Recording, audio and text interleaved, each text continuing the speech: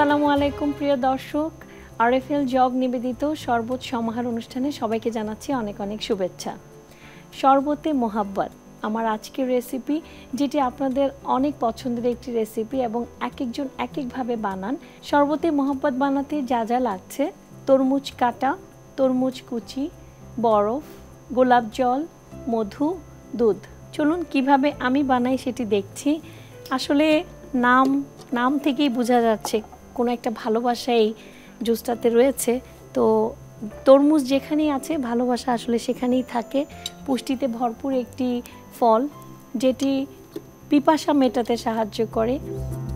তরমুজ easily digestible, তবে এটা যেহেতু দুধের সাথে ব্লেন্ড করব, আমার তরমুজের সাথে কিন্তু প্রোটিন যুক্ত হয়ে যাবে। এটাকে ব্লেন্ড করার সময় আমরা দিচ্ছি একটু গোলাপ জল। আমরা একসাথেই ব্লেন্ড করে নেই। এবার একটু মধু অ্যাড করব। গোলাপ জলের ঘ্রাণ এখনই পাচ্ছি। মোহাব্বতের আসলে এখানেই মনে হয় ভালোবাসাটা আটকে যায় গন্ধে। সবসময় বলি এনার্জেটিক, আর যেহেতু দুধ আর তরমুজের কম্বিনেশন, একটু মিষ্টি না হলে এটা ভালো লাগবে না।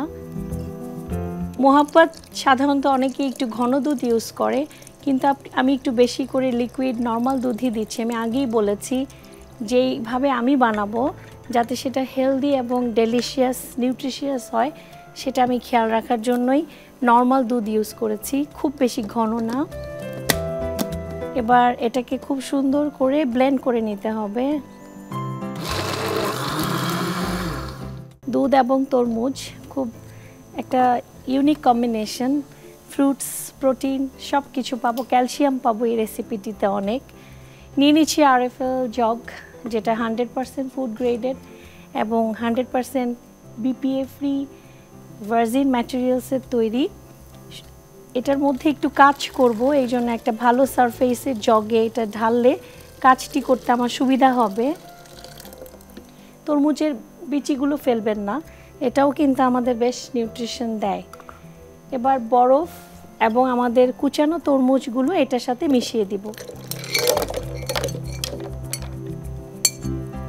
বরফ দিলে যেই বরফটা গলে তখন কিন্তু কিছুটা পানসে যাতে না হয়, সেই জায়গাটাতেই মধু আমাদের কাজ করবে। এবার তরমুজ কুচি দিয়ে দিচ্ছি। এই মোহাব্বত শরবতের বৈশিষ্ট্য হচ্ছে মোহাব্বতের সাথে আপনাকে পুরো জুসটার সাথে কুচি তরমুজগুলো মিশিয়ে নিতে হবে। এটা আমি ঢাকবো না, কারণ যেহেতু আমার তরমুজের স্পিসেসগুলো রয়েছে, তাই আমি সুন্দর করে এটাকে ঢালবো। ঢাকনা দিলে সেটা হয়তো আটকে যাবে।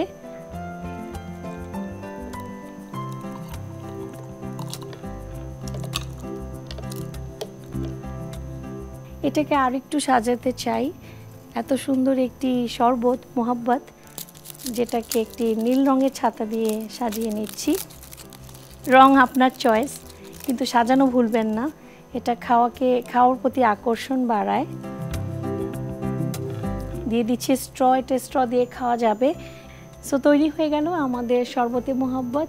এটি অবশ্যই একবার হলেও ট্রাই করবেন। সবাই ভালো থাকবেন। আরএফএল জগ নিবেদিত শরবত সমাহার থেকে আমি আজ বিদায় নিচ্ছি। আবারও দেখা হবে আগামী পর্বে নতুন কোনো রেসিপি নিয়ে। আল্লাহ হাফেজ।